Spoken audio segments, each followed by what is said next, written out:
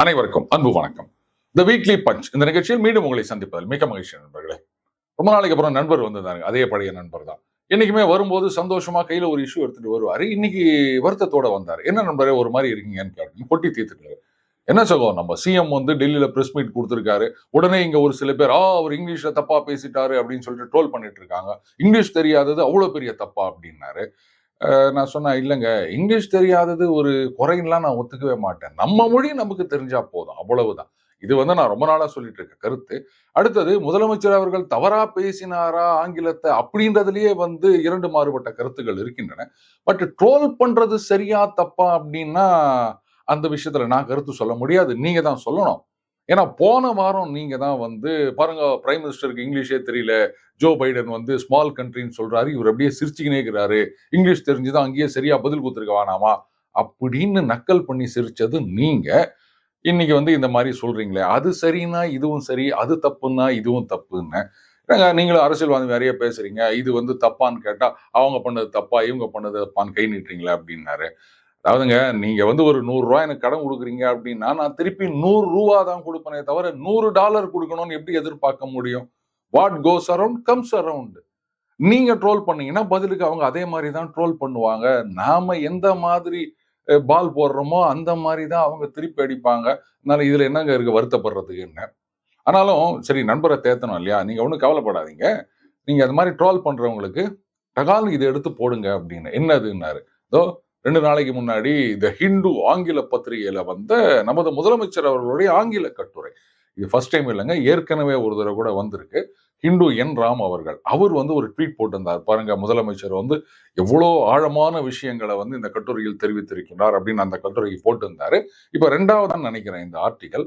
என்ன அற்புதமா எழுதியிருக்காரு பாருங்க. பாருங்க, அவர் போட்டோ எல்லாம் வந்திருக்குது, ஒரு பேர்லாம் போட்டிருக்குது. அதனால அவர் இங்கிலீஷ் தெரியாதுன்னு சொல்லாத, அவர் சொன்னதை நீ சரியா புரிஞ்சிக்கல, உன் காது சரியில்லை அப்படின்னு சொல்லிட்டு இந்த ஆர்டிகலை எடுத்து போடுங்க, சரியா பதில் கொடுத்தா மாதிரி ஆயிரும் அப்படின்னு. முதல்ல ஒரு விஷயம் புரிஞ்சுக்கணும், இங்கிலீஷ் அப்படின்றது ஒரு லாங்குவேஜ், அவ்வளவுதான். ஆனா இங்க தமிழகத்துல மட்டும்தான் அதை வந்து நாலேஜ் அப்படின்னு ஏத்தி வச்சிருக்காங்க.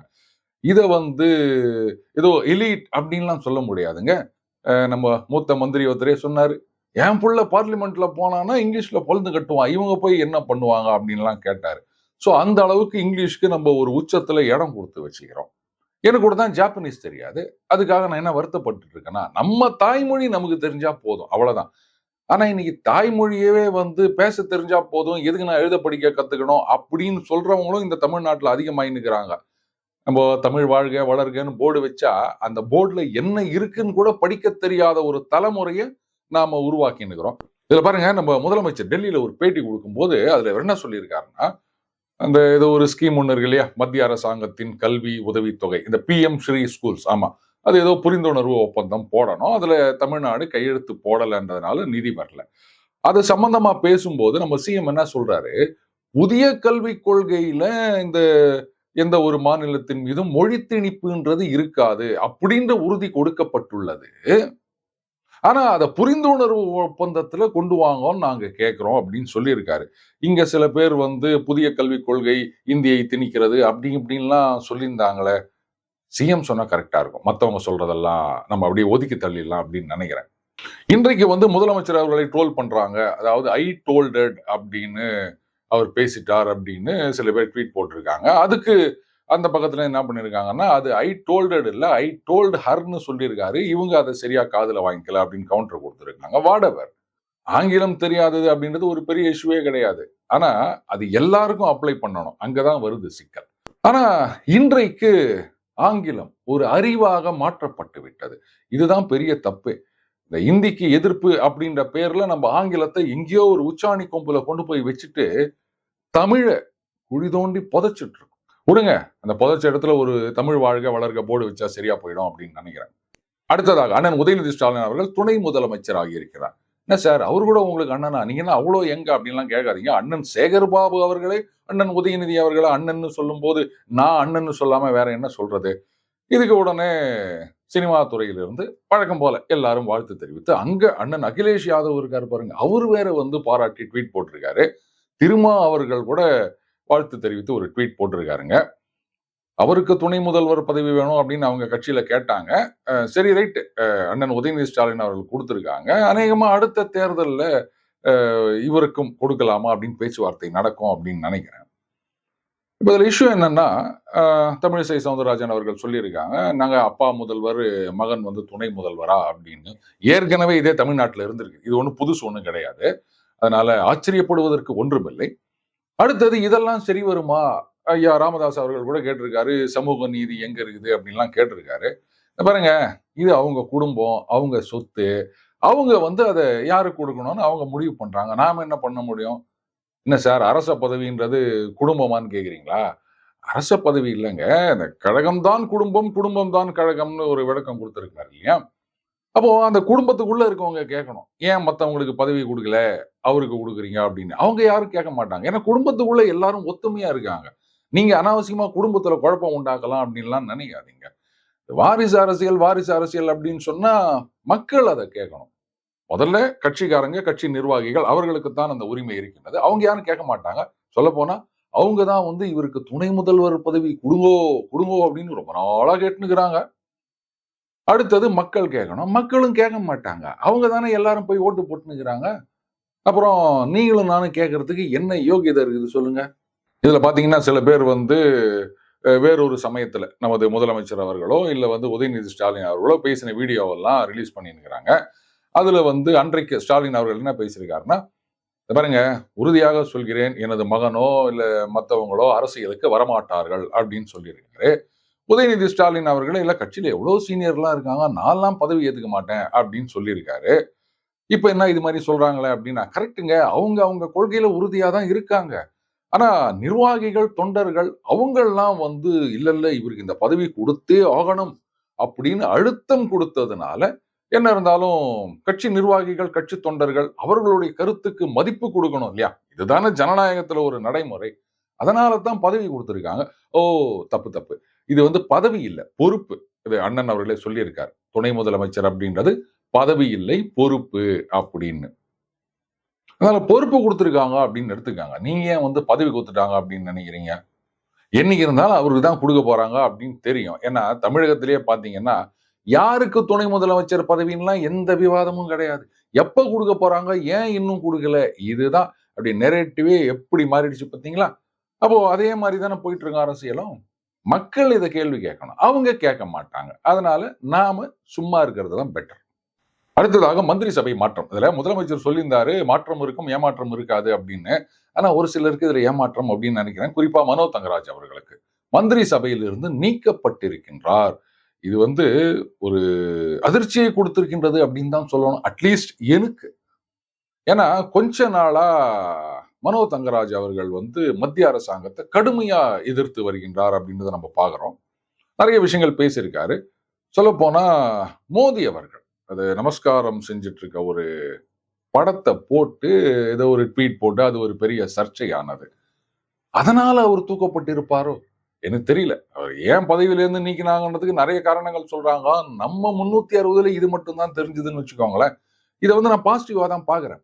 ஏற்கனவே சொல்லியிருந்தோம் ஒன்றிய அரசு அப்படின்னு. அந்த மாதிரி மத்திய அரசுடன் இந்த மோதல் போக்கை கடைபிடிக்க கூடாது.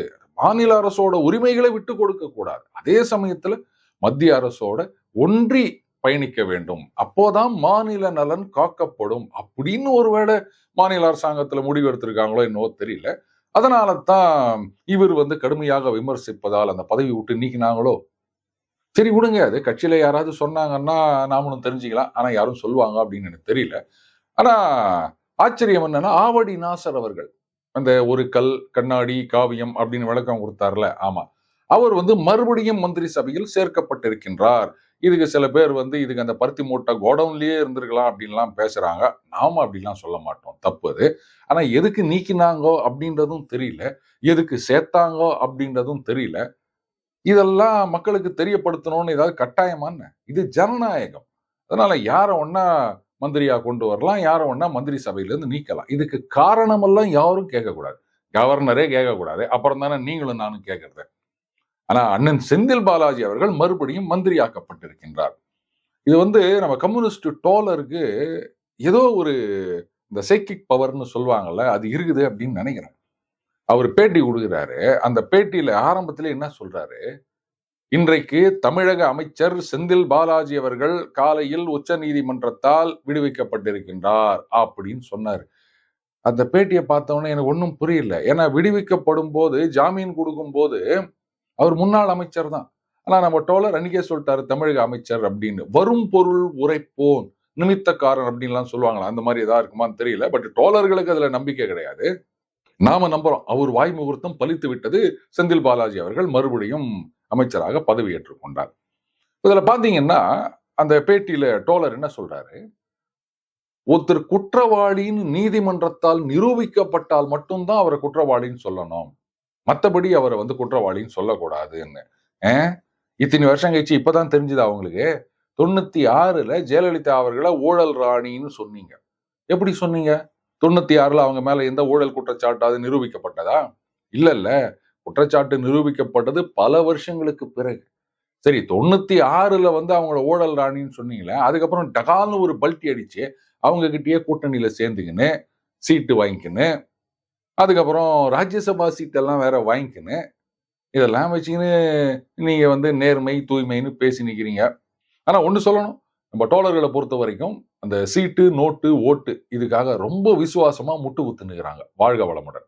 அடுத்தது தமிழகத்துல ஒரு பொருளாதார மேதை அவர் வந்து ரொம்ப அற்புதமான ஒரு கருத்தை சொல்லியிருக்கார். அதாவது ஜாதியை ஒழிக்கணும் ஒழிக்கணும் அப்படின்னு சொன்னா திமுகவை ஏன் கேக்குறீங்க? ஜாதியை கொண்டு வந்தது யாரு? 2000 வருஷத்துக்கு முன்னாடி அதை கண்டுபிடிச்சது யாரு? இந்த மதத்தை, கடவுளை, இந்த ஜாதியை இதெல்லாம் வந்து உண்டாக்குனது யாரு? அவங்க கிட்ட போய் கேளுங்க ஜாதியை ஒழிக்கணும். அதை விட்டுட்டு திமுக கிட்ட வந்து கேக்குறீங்க. அதுக்கு அந்த நெறியாளர் என்னவோ ஆட்சி அப்படின்றாரு. இது பாருங்க, திமுக ஆட்சியில இதெல்லாம் சொல்லாதீங்க. திமுக ஆட்சி அது ஜாதியை கொண்டு வந்தது அப்படின்னாரு. அதை கேட்கும் போதுதான் எனக்கு இன்னும் பல யோசனைகள் வந்தது. நாளைக்கே வந்து நீங்க இந்த கொலை கொள்ளை இதெல்லாம் வந்து அதிகமாகி கொண்டிருக்கின்றது அப்படின்னா இந்த பொருளாதார மேதை அவருடைய கருத்தை அடிப்படையாக வைத்து இந்த கொலை கொள்ளை இதெல்லாம் கண்டுபிடிச்சது யாரு? அவங்களாண்ட போய் கேளுங்க, இதெல்லாம் நிறுத்த சொல்லுங்க, ஒழிக்க சொல்லுங்க.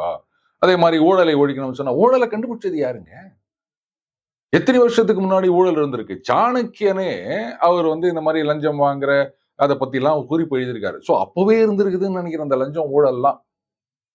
அப்ப அதுக்கு முன்னாடி எங்க இருந்ததுன்னு கண்டுபிடிச்சு அதை யாரு முதல்ல கண்டுபிடிச்சோ கொண்டு வந்தாங்க ஊழல் லஞ்சம் அப்படின்றதெல்லாம் பார்த்து அவங்களதான் போய் கேட்கணும் நம்ம.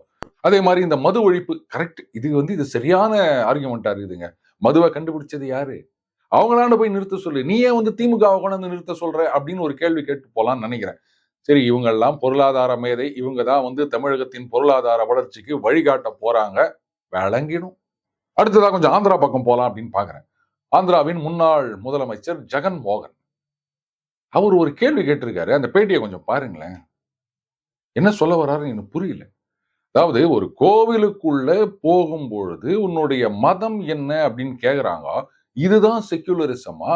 இதுதான் மதச்சார்பற்ற நாடா அப்படின்னு ஒரு கேள்வி எழுப்புறாரு. முதல்ல செக்யூலரிசம்னா என்ன, ரிலிஜியன்னா என்ன அப்படின்னு அவருக்கு ஏதாவது புரிதல் இருக்குதா? இவரே தான் சொன்னாரு, நான் வீட்டுக்குள்ள இருக்கும்போது பைபிள் படிக்கிறேன், வெளியில வரும்போது ஒரு ஹிந்துவாக, ஒரு முஸ்லீமாக, இல்ல ஒரு சீக்கியராக இருக்கிறேன், எல்லாவுமாக இருக்கிறேன் அப்படின்னு சொன்னாரு. சரி, இப்போ செக்யூலரிசம் அப்படின்னா எல்லா மதங்களுமாக இருக்கணுமா, இல்ல எந்த மதமுமாகவே இருக்கக்கூடாதா? இதுல ஒரு கிளாரிட்டி வேணும் இல்லையா? அப்போ எல்லா மதங்களுமாக இருக்கணும் அப்படின்னு யாராவது சொன்னாங்கன்னா அதுலயும் ஒரு ஆட்சியில் இருக்கார் ஒருத்தர் அப்படின்னு சொன்னா அப்போ எல்லா பண்டிகைகள் எல்லா மதங்களையும் ஒரே மாதிரி நடத்த வேண்டும். அது சரிப்பட்டு வராதா? சரி, அப்ப எந்த மதத்தையும் சாராமல் இருக்க வேண்டும் அப்படின்னா எந்தையும் வந்து இந்த மதத்தின் அடிப்படையில் நம்ம அணுகக்கூடாது. ஐயோ, அதுவும் சரிப்பட்டு வராதா? அப்ப செகுலரிசம்னா என்ன அப்படின்றது சுத்தமா யாருக்குமே புரியல. சரி, கோவிலுக்குள்ள அப்படின்னா இவர் தான் சொல்றாருல, நான் வெளியில வரும்போது ஒரு இந்துவாக சீக்கியராக எல்லாமாக இருக்கிறேன் அப்படின்னு. அப்ப அவங்க என்ன சொல்றாங்க, திருப்பதி கோவிலுக்குள்ள நீங்க தரிசனம் பண்ண போகணும்னு சொன்னா அங்க ஒரு ரெஜிஸ்டர் இருக்குதுங்க. அதுல வந்து இந்த கடவுள் மீது எனக்கு நம்பிக்கை இருக்கின்றது அப்படின்னு எழுதி கையெழுத்து போடணும். எப்படிங்க நீங்க இந்துவாகவும் இருக்கிறேன்னு சொல்றீங்க, ஆனா அந்த கடவுளை நம்ப மாட்டீங்களா? அப்புறம் எப்படி நீங்க இந்துன்னு சொல்லிக்கிறீங்க? இல்ல கடவுள் நம்பிக்கை இல்லாத இந்து அப்படின்னு சொல்றீங்களா? அப்படி கூட இருக்கலாம். ஏன்னா செக்குலர் ரிலிஜன் இவர் தேடிட்டு இருக்காருன்னு நினைக்கிறேன். உலகத்துல எங்கேயாவது மதச்சார்பற்ற வழிபாட்டு தலம் இருக்குதா? அப்புறம் திருப்பதி மட்டும் ஏன் இவர் இந்த மாதிரி இருக்கணும் அப்படின்னு நினைக்கிறாரு? ஏன்னா திருப்பதிக்கு போறேன்னு கிளம்பினாரு. அப்புறம் தான் அங்க வந்து இந்த மாதிரி ரெஜிஸ்டர்ல கையெழுத்து போடணும் அப்படின்னு உடனே போட மாட்டேன்ட்டார். அதனால அவர் பயணத்தையே கேன்சல் பண்ணிட்டார். எப்படிங்க ஒரு மதத்தின் அடிப்படையில் எழுந்திருக்கின்ற கோவில் அது வந்து செக்குலரா இருக்கணும் அப்படின்னு நீங்க எப்படி கேட்கலாம்? இவருக்கு செக்குலரிசம் பத்தி எதுவும் தெரியல. அந்த கோவிலுடைய நிர்வாகம் பத்தி எதுவும் தெரியல அப்படின்னு நினைக்கிறேன். ஆனா இவர் தான் 5 வருஷ ஆட்சி காலத்துல நிர்வாகிகளை அந்த டிடிடிக்கு நியமிச்சது. அதாவது செக்குலரிசம் அப்படின்ற வார்த்தையை எந்த அளவுக்கு கேலி கூத்தாகி கொண்டிருக்கின்றார்கள் இந்த நாட்டு அரசியல்வாதிகள் அப்படின்றதுக்கு இது ஒரு சின்ன உதாரணம், அவ்வளவுதான். போற போக்குல பார்த்தா மதச்சார்பற்ற மதம் இப்படி இருக்கணும் அப்படின்னு சொல்வார் போல இருக்கு. மதம்னு வந்தாச்சு, அப்புறம் என்னங்க மதச்சார்பற்ற அப்படின்னா? கரெக்ட், இதுக்கு ஒரு சரியான பதில் இருக்குது. அணி சேரா நாடுகளின் அணி அப்படின்னு வச்சிருந்தாங்கல்ல, அந்த மாதிரி இருக்கலாம் அப்படின்னு கேட்டாலும் ஆச்சரியப்படுவதற்கு இல்லை. எல்லாம் நம்ம நேரம், வேற என்ன சொல்றது. பிஃபோர் சைனிங் ஆஃப், இந்த கோபி சுதாகர் பரிதாபங்கள் சேனல் அவர் மீது கொடுக்கப்பட்ட வழக்கை பாஜக திரும்ப பெற்றுக் கொண்டது. இப்ப இதுல யார் மேல பரிதாபப்படுவது நண்பர்களே? மீண்டும் அடுத்த சந்திப்போம். வணக்கம்.